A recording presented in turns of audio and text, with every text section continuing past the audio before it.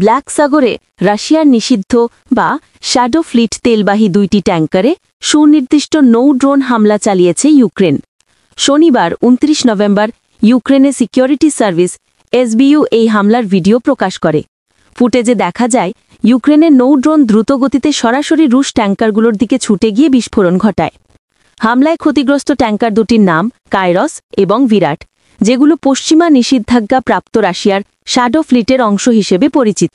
জাহাজগুলো রাশিয়ার নভোরোসিস্ক বন্দরের উদ্দেশ্যে যাচ্ছিল, যেখানে তারা বিদেশি বাজারে রপ্তানিযোগ্য তেল বোঝাই করার কথা ছিল।